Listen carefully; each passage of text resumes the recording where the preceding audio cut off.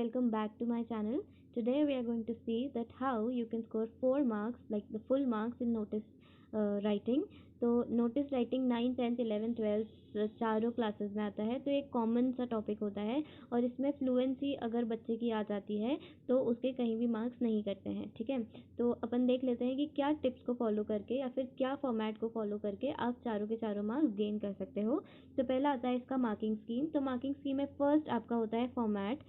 तो format is all about कि इस लाइन के बाद लाइन छोड़नी है या फिर उसके बाद जो है बॉक्स में नोटिस लिखना है, ये सब फॉर्मेट में होता है। तो इसका 1 मार्क होता है। इसके बाद आता है आपका कंटेंट।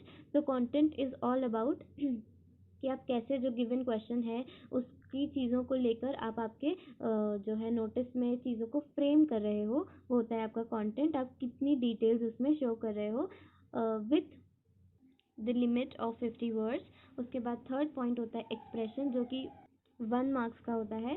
तो यहाँ पर ये चेक किया जाता है कि आपने किस तरह से अपने ग्रामर को रिप्रेजेंट करा है और कितना फ्लुएंटली स्मूथली आपने आपके नोटिस आपके ओपिनियन को सामने वाले के सामने पेश किया है। ओके, तो that's all will become 4 marks. तो इस तरह से आपके पूरे 4 मार्क्स आ जाएंगे। अब अपन देखते हैं कि जो आपका नोटिस का फॉर्मेट होता है वो किस फ्लो में चलता है। तो एज आई टोल्ड यू कि नोटिस हमेशा एक बॉक्स में लिखा जाता है ना। बॉक्स में फर्स्ट चीज़ आपको मेंशन करनी है वो है नेम ऑफ इंस्टीट्यूशन।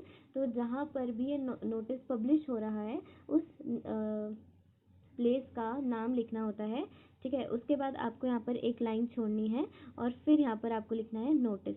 ठीक है, तो ये जो वर्ड नोटिस है ये आपको एज इट इज़ लिखना है ऑफ कोर्स। और ये जो NOTICE है ये हमेशा कैपिटल होना चाहिए। प्लीज़ मेक श्योर कि ये कैपिटल में ही लिखें आप। ठीक है, नहीं तो एक फॉर्मेट की मिस्टेक कहलाएगी। उसके बाद अगर आप चाहें तो आप एक लाइन छोड़ सकते हैं अगर आपका मन नहीं है, so that is again your wish. उसके बाद आपको डेट लिखनी है जो कि DDMMYY वाले फॉर्मेट में चलेगी। जैसे लेटर में रेस्ट्रिक्शन होती है कि यार आपको कॉमा नहीं लगाना है या फिर ऐसा कुछ, यहाँ पर ऐसा कुछ नहीं है। आपको जैसा जैसा क्वेश्चन में गिवन है आप वैसा वैसा यहाँ पर उतारते जाएंगे। उसके बाद आपको एक और लाइन छोड़नी है। उसके बाद आपको देना है heading. So whatever heading you are giving to the notice, it should be very small, it should be very accurate and to the point, जिससे समझ आ जाए कि यार अंदर मैटर क्या होगा। से फॉर एग्जांपल अगर कोई इंटर स्कूल ड्राइंग कंपटीशन है तो वही आप अपनी हेडिंग बना सकते हैं। और बहुत सी बार जो है आपको क्वेश्चन में गिवन होता है कि like they would put the apostrophe और उसमें वो हेडिंग काइंड ऑफ देंगे आपको एज अ क्लू और आपको वही का वही नोट करना होगा। ठीक है, यहाँ पर आपको हेडिंग लिखना है। उसके बाद आपको एक लाइन छोड़ना है। उसके बाद आपकी आती है main body. So you should know कि जो आपको पूरा नोटिस होता है उसको 50 वर्ड्स में कवर करनी है। तो 50 वर्ड्स मतलब बॉडी के 50 वर्ड्स। ठीक है, तो 50 वर्ड्स यानी अप्रॉक्स 4, 5 और 6 लाइन। अगर छोटी हैंड राइटिंग है तो 4 to 5 लाइन, बड़ी हैंड राइटिंग है तो 5 to 6 line are enough to complete your body. तो इस बॉडी में जो है हमको सारी चीज़ें मेंशन करनी है, जैसे कि कब वो प्रोग्राम होने वाला है, क्या क्या चीज़ें वहाँ पर होंगी, कौन कौन गेस्ट्स आ रहे हैं, वो सारी चीज़ें। या फिर अगर वो कुछ प्रोग्राम नहीं है, किसी दूसरी चीज़ का नोटिस है, तो आपको वो सारी detail as per the question mention करनी है। उसके बाद जब आप बॉडी लिख लेंगे तो एक लाइन छोड़ के यहाँ पर आपको थैंक यू लिखना है।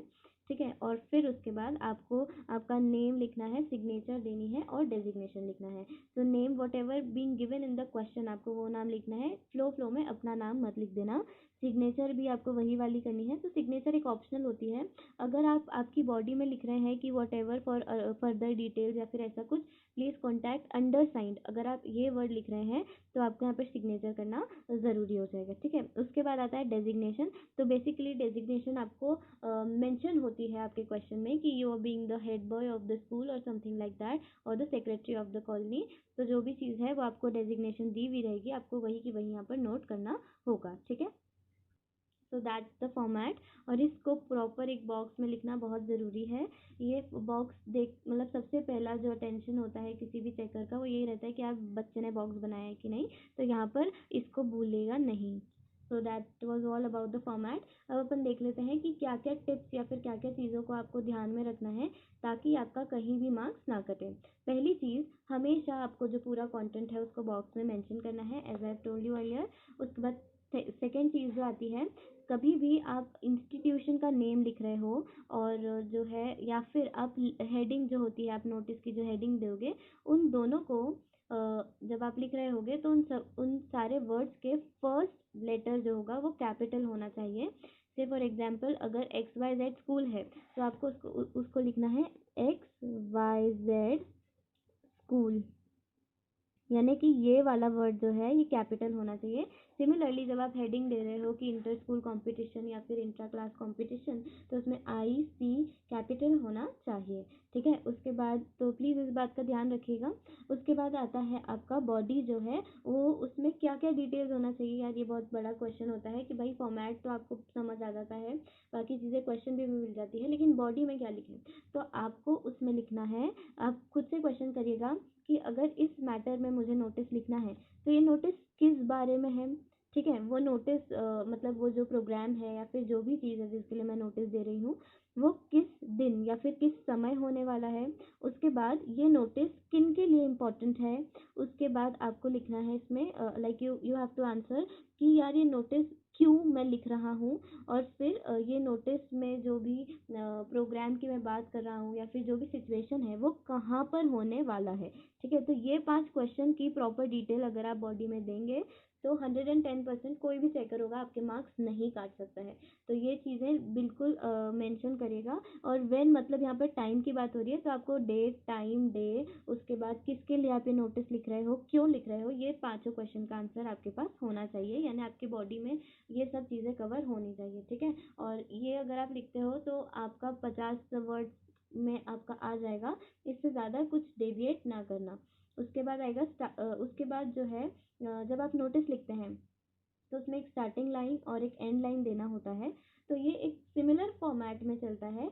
तो अगर आप चाहें तो उसको इस लाइक जो मैंने एग्जांपल दिया है आप वो लिख सकते हैं, लेकिन अगर आपके पास कुछ और ऑप्शन है तो आप वो भी लिख सकते हैं। तो स्टार्टिंग लाइन में हम हमेशा ऐसे स्टार्ट करते हैं कि दिस इज़ टू इन्फॉर्म।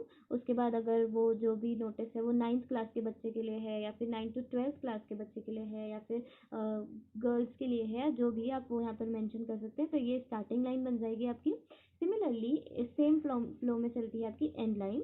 तो जो आपकी एंड लाइन है उसमें आप लिख सकते हो कि for further details please contact undersigned, ठीक है। तो आप ये लास्ट में लिख सकते हो, या फिर आप लिख सकते हो कि for further details contact to some like your professor और योर टीचर, उसका नाम दे सकते हो आप, ठीक है। उसके बाद अगर आप लिख रहे हो ये वर्ड अंडरसाइन तो आपको नीचे आपका नाम, सिग्नेचर लिखना कंपलसरी हो जाता है, ठीक है। तो जनरली जब भी एक CBSE बोर्ड्स का पेपर आता है तो सारी इन्फॉर्मेशन आपको पॉइंट टू पॉइंट देते हैं, ताकि कोई एक बच्चा अपनी आइडेंटिटी ओपन ना करे, तो वो सब आपको वहाँ मिल जाएगा। तो you need not to worry in that regard. तो अगर आप इस तरह से सारी चीज़ें फॉलो करेंगे तो आपके कहीं भी मार्क्स नहीं कटेंगे। So now let us see that how toppers write the answer, like the particularly notice in their copy, कि उनको 4 में से 4 नंबर मिल जाते हैं। तो फर्स्ट जो आता है यहाँ पे नेम ऑफ द इंस्टीट्यूशन यहाँ पे इन्होंने मेंशन किया है। तो फिर इंस्टीट्यूशन तो नहीं, बेसिकली यहाँ पर एक कोऑपरेटिव सोसाइटी की बात की गई है। तो यहाँ पर ये वाली जगह पे आपको ये मेंशन करना होता है कि actually who wants to publish this notice. तो एसोसिएशन उस इंस्टीट्यूशन का नाम यहाँ पर लिखेंगे। मैंने आपको बोला था कि फर्स्ट लेटर कैपिटल होना चाहिए, लेकिन उन्होंने पूरा कैपिटल लिखा है, so that will also go. अगर आप फर्स्ट लेटर ही कैपिटल रखेंगे तो भी चलेगा। उसके बाद आता है इन्होंने यहाँ पे लिखा है नोटिस, तो अगेन ये बोल्ड होना चाहिए। तो उसके बाद इन्होंने यहाँ पर लाइन नहीं छोड़ी है, बट आई वुड सजेस्ट कि वो आप लाइन छोड़ें, उससे नीट और क्लियर दिखता है आपका पूरा राइटिंग। उसके बाद दिखता है उसके बाद यहाँ पर है आपका डेट, तो ये DDMMYY वाले फॉर्मेट में लिखी हुई है। उसके बाद थर्ड चीज़ आती है आपका, फिर से मेरे हिसाब से तो यहाँ पर लाइन छोड़नी चाहिए। उसके बाद यहाँ पर आता है आपका हेडिंग। तो आई वुड सजेस्ट कि आप छोटी हेडिंग रखो, बहुत बड़ी, यानी कि ये हेडिंग जो है ये मुझे थोड़ी बड़ी लगी, इससे छोटी लिखते तो भी चलती, जैसे कि सोसाइटी मीटिंग या फिर meeting on irregular water supply. तो इस तरह की हेडिंग, छोटी मोटी हेडिंग भी चलती, क्योंकि हेडिंग इज़ व्हाट, कि एक छोटी सी कॉम्प्रिहेंसिव चीज़ जिससे मेरे को पता चले, एक आइडिया लगे कि अंदर में क्या मैटर मुझे मिलने वाला है, ठीक है। उसके बाद इन्होंने यहाँ पे लाइन छोड़ी है, तो क्योंकि इन्होंने यहाँ लाइन छोड़ी है तो आई फील कि एक जगह ही क्यों लाइन छोड़ना, तो यहाँ पर भी लाइन छोड़ सकते थे, ठीक है। बट अगेन नहीं छोड़ोगे तो ऐसा कुछ फॉर्मेट के मार्क्स नहीं कटेंगे, है ना। उसके बाद आता है, इन्होंने यहाँ पर अपना बॉडी स्टार्ट करा कि members of the West End corporative group. तो यहाँ पर उन्होंने ये मेंशन करा है कि this notice is for whom। यहाँ पर उन्होंने उसका आंसर करा है कि ये नोटिस किन लोगों के लिए है, ठीक है। उसके बाद इन्होंने यहाँ पे लिखा है they are requested to attend the meeting to discuss the problem of irregular supply of drinking water. तो यहाँ पर इन्होंने इस चीज़ का आंसर करा है कि यार ये जो मीटिंग है वो क्यों है। तो यहाँ पे whom का और why का आंसर ये दे चुके हैं। उसके बाद the meeting is held on, यहाँ पर उन्होंने डेट मेंशन करी है। इसके अलावा उन्होंने यहाँ पे लिखा है कि at the West End community hall. उसके बाद उन्होंने यहाँ पर कहाँ पर यानी किस डेस्टिनेशन पे मीटिंग है वो भी मेंशन करा है, किस डेट पे है और किस टाइम पे है। ये पांचों चीज़ें उन्होंने मेंशन करी है। तो या अगर आप ये पांचों चीज़ें लिख रहे हैं तो ये बॉडी आपकी प्रॉपर पूरी सही हो जाएगी। और यहाँ पे इन्होंने ये भी मेंशन कर दिया भाई कि अटेंडेंस जो है वो कंपलसरी है। तो अगर आप बॉडी में ये पांचों क्वेश्चंस के आंसर दे देते हो और अगर जो भी आपके क्वेश्चन में कुछ एक्स्ट्रा इन्फो है अगर आप वो भी मेंशन कर देते हो तो आपको पक्का चार में से 4 नंबर मिलेंगे, कहीं भी नंबर नहीं कटेगा। उसके बाद इन्होंने यहाँ पे अंकिता नाम की सिग्नेचर करी है, जो कि लग नहीं रहा कि सिग्नेचर है, तो थोड़ी ऐसी स्टाइलिश सिग्नेचर कर देना ताकि कंफ्यूजन ना हो। उसके बाद इन्होंने यहाँ पे नाम लिखा है। So like I want to suggest कि जैसे आपको क्वेश्चन में दिया होता है कि यू आर अमित और Amita and right the notice, ठीक है। तो आपको बस वो अमित हो तो अमित लिखो, अमिता हो तो अमिता लिखो। उसके बाद सरनेम शर्मा वर्मा जोड़ने की कोई ज़रूरत नहीं है, जितना क्वेश्चन में दिया है आपको उतना ही लिखना है ना। उसके बाद यहाँ पे उसने डेजिग्नेशन लिखा है और फिर उसके बाद वेस्ट एंड कॉरपोरेटिव सोसाइटी यहाँ पर उसने मेंशन किया है। सो आई वांट टू टेल कि अगर आप नेम साइन डेजिग्नेशन में कुछ ऐसे इसको जंबल कर देते हो, ऊपर साइन फिर नेम लिखते हो, तो ऑल विल गो। इसमें फॉर्मेट का कोई मतलब कसूर नहीं है, इट विल गो। और फिर इन्होंने लास्ट में ऐसा जो है प्रॉपर बॉक्स बनाया है वाइल एंडिंग। सो या that's how you need to write the format. और ये एक नोटिस राइटिंग का प्रॉपर फॉर्मेट है। आई होप एक एग्जाम्पल्स को देखने से और मेरी टिप्स को सुनने से आपको बहुत हेल्प मिला होगा।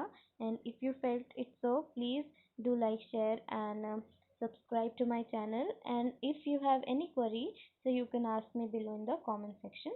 Thank you so much, all the very best.